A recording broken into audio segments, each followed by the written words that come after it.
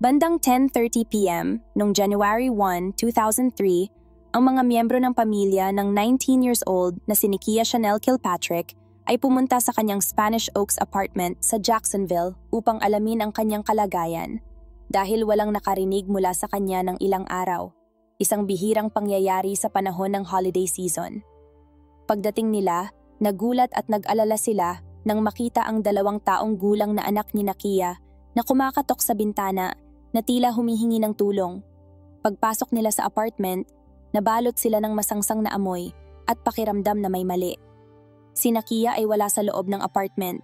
Gayunpaman habang naglalakad sila sa apartment, nakita din nila ang 11-month-old na anak ni Nikia na gumagapang sa sahig. Natuklasan nila ang kakilakilabot na sitwasyon ni Nikia. Siya ay nakahiga sa isang silid, nakagapos, at sinakal ng isang kordon. Agad silang tumawag ng pulis na agad tumawag ng investigador. Si Nikia ay natagpuang patay at, ayon sa medical result, pinaslang siya mga 48 hours bago nadiskubre ang kanyang katawan. Siya ay 6 na buwan buntis sa oras ng kanyang kamatayan. Ang kanyang 2 maliit na anak ay hindi nasaktan, ngunit nagdusa mula sa malnutrisyon at trauma dahil sa pagkakakulong kasama ang patay na katawan ng kanilang ina. Nakaligtas sila sa pamamagitan ng pagkain ng mga tuyong pagkain mula sa kusina. Ang mga investigador ay nakakuha ng mahahalagang ebidensya mula sa pinangyarihan ng krimen, ngunit hindi pa rin ito nagbigay ng pagkakakilanlan sa killer. Tiwala ang pulis na hindi ito ang unang pagpatay ng salarin dahil tila masyadong organisado ang krimen. May mga hinala na si Nikia ay maaaring hindi ang kanyang huling biktima. Sa loob ng 1 buwan, 3 katawan ang natuklasan na may kokonekta sa parehong mamamatay tao, kasama ang isa pang hindi pa isinisilang na bata. Ang kabuuang bilang ng mga biktima ay umabot sa 8 tao na nagpatunay na mayroong serial killer sa Jacksonville. Isa sa mga biktima ay si Shawanda Denise McAllister, isang masipag na babae na nagtatrabaho bilang nursing assistant at nag-aaral upang umunlad sa larangang medical. Noong January 10, 2003, natagpuan si Shawanda na pinaslang gamit ang kordon sa kanyang apartment sa Jacksonville. Ang kanyang pagkamatay ay may mga pagkakatulad sa pagpatay kay Nikia, kabilang ang ebidensya ng non-consensual sex at ang paraan ng pagkakatali. Dahil dito, hinala ng mga investigador na parehong tao ang responsable sa pagkamatay ni Shawanda at Nikia.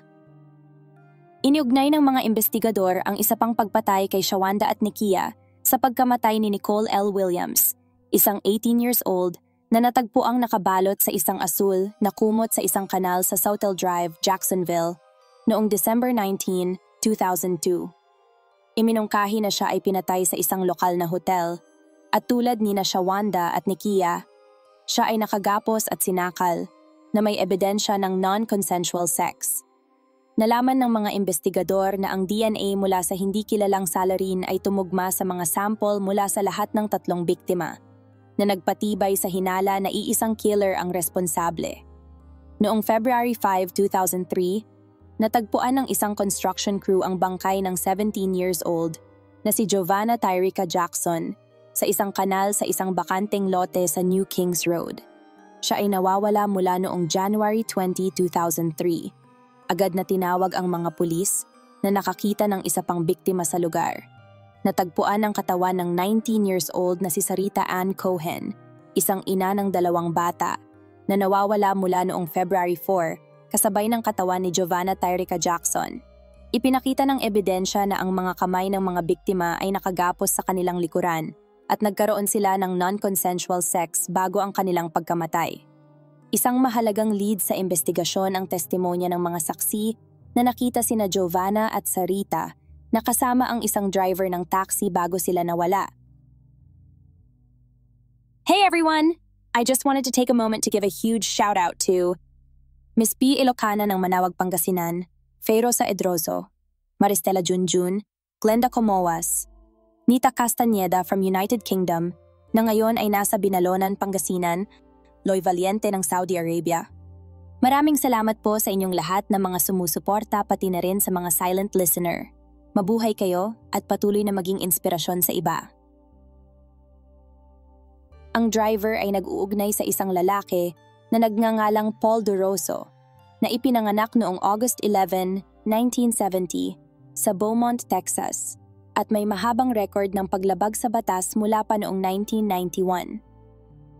Ang kanyang unang pag-aresto ay naganap noong December 1991 at January 1992 para sa pagtatago ng mga baril.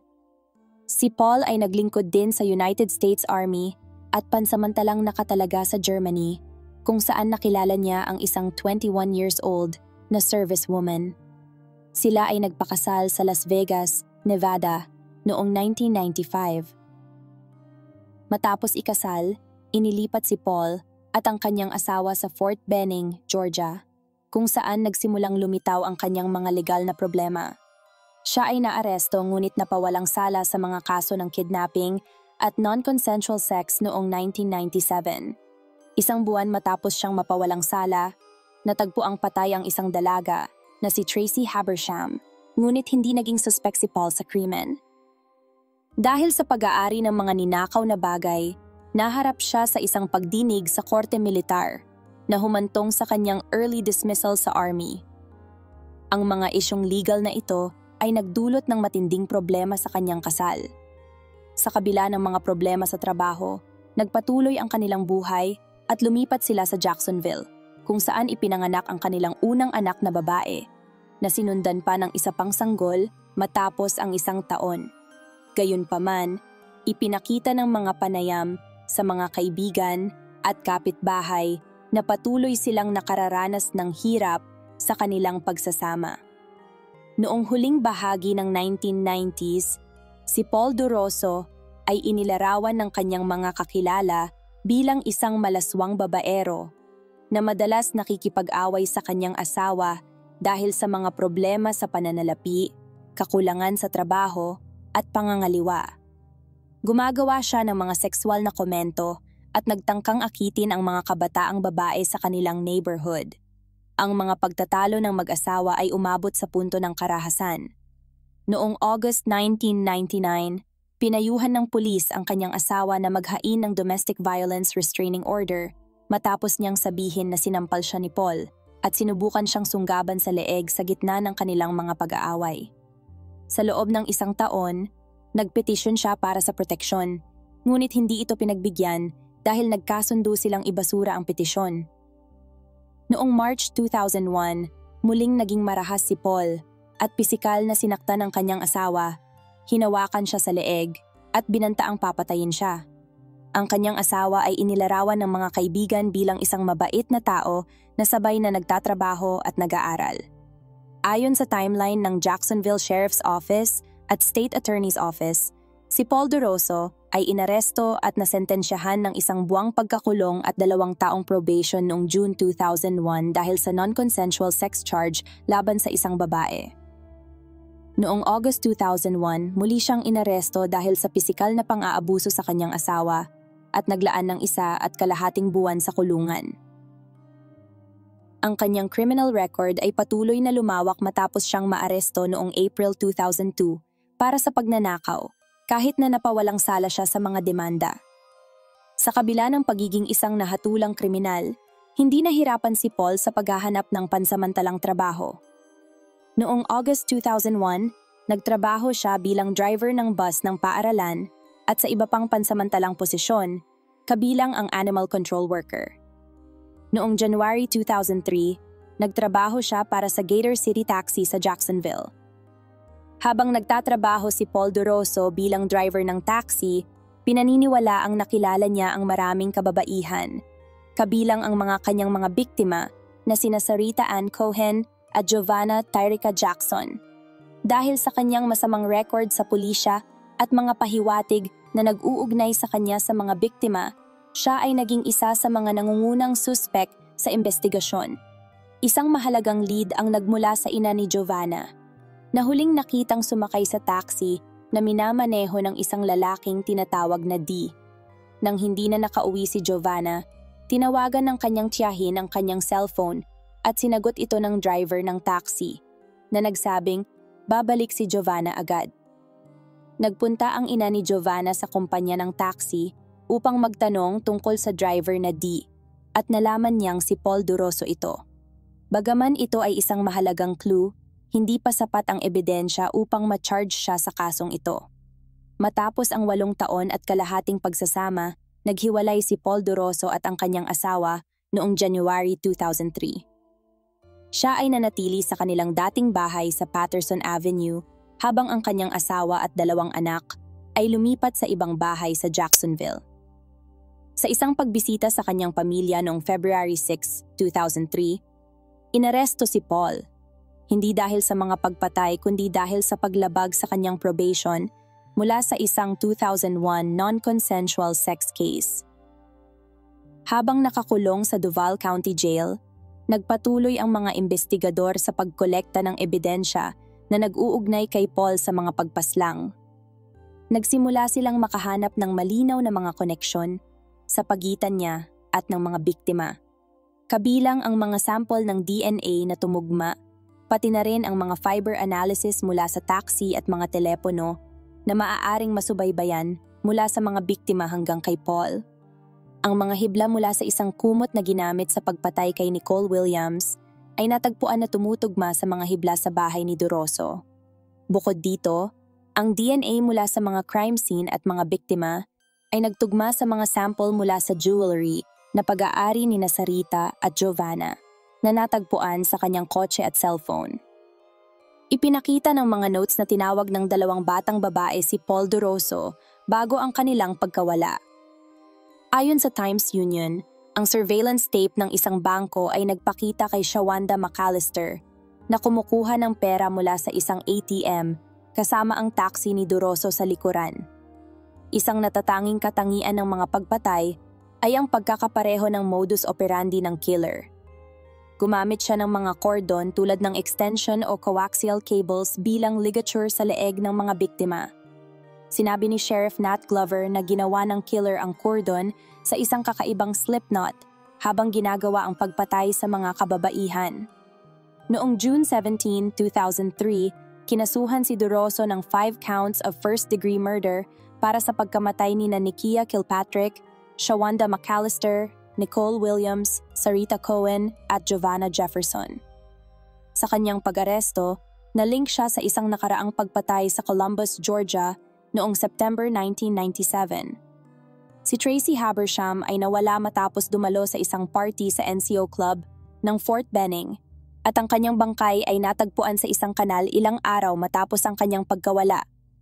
Ang kanyang pagkamatay, na nanatiling hindi nalulutas sa loob ng maraming taon, ay nagpakita ng katulad na profile sa mga pagpatay sa Jacksonville na nag-udyok ng higit pang investigasyon. Ipinakita ng pagsusuri ng DNA mula sa katawan ni Tracy Habersham na siya ay pinatay ng parehong tao na responsable sa pagkamatay ng 5 kababaihan sa Jacksonville at ang kanilang mga hindi pa isinisilang na mga anak. Ayon sa mga awtoridad, karamihan sa mga biktima ay nagkaroon ng non-consensual sex, ngunit hindi nila inilahad kung si Tracy ay nakaranas din ng pang-aabuso. May mga warrant para sa pag-aresto kay Paul Duroso kaugnay ng pagkamatay ni Tracy na nakabinbin sa Georgia, at kung siya ay mapatunayan na nagkasala sa Florida, malamang na hindi siya mauusig para sa pagpatay kay Tracy. Si Duroso ay naaresto din noong 1999 para sa pagpatay kay Teresa Mack, kung saan ang DNA mula sa crime scene ay tumugma sa mga sample ni Duroso. Naramdaman ng mga prosecutor na mayroon silang malakas na kaso laban sa kanya at inihayag na hahanapin nila ang parusang kamatayan sa paglilitis. Ang pre-trial na pagdinig para kay Duroso ay itinakda para sa kalagitnaan ng Setyembre 2003. Ilang araw pagkatapos ng kanyang pag-aresto, ang isang grand jury ay nagsampa ng 5 bilang ng first-degree murder laban sa kanya. Sinabi ng attorney ng estado na si Harry Shorstein na ang mga kasong ito ay makakatulong sa kanilang paghingi ng parusang kamatayan, ngunit nagdesisyon siyang hindi itutuloy ang mga demanda kaugnay sa pagkamatay ng mga hindi pa isinisilang na bata upang maiwasan ang mga komplikasyon sa legal na proseso. Inireport ng Journal sa Jacksonville na nagsampa ng kaso ang mga magulang ng 3 biktima laban sa Gator City Taxi na iginiit na pinatay ang kanilang mga anak dahil sa hindi sapat na background check sa kanilang driver, si Paul Duroso, na isang kilalang serial killer. Si Duroso ay nahatulan sa pagpatay kay Teresa Mack at noong December 2007, siya ay hinatulan ng kamatayan sa pamamagitan ng lethal injection. Subalit, noong January 2017, binawi ng Florida Supreme Court ang kanyang sentensya dahil sa mga issue sa constitutional capital sentencing na nagresulta sa kanyang muling paghahatol ng habambuhay na pagkakakulong ng walang parol noong December 10, 2021. Matapos ang isang split jury na bumoto ng 10-2 pabor sa kanyang sentensya ng kamatayan. Sa kasalukuyan, si Duroso ay 54 years old at nakakulong sa Walton Correctional Institution. Hey everyone, this is another set of shoutouts. Vinabunag ng Calderon Street, Balanga City, Bataan. Milapanugan. Heidi Sapungan ng Balanga, Bataan. Mayet Enanoria. Zulaika Abdullah ng Malaysia. Thank you all. Until the next video.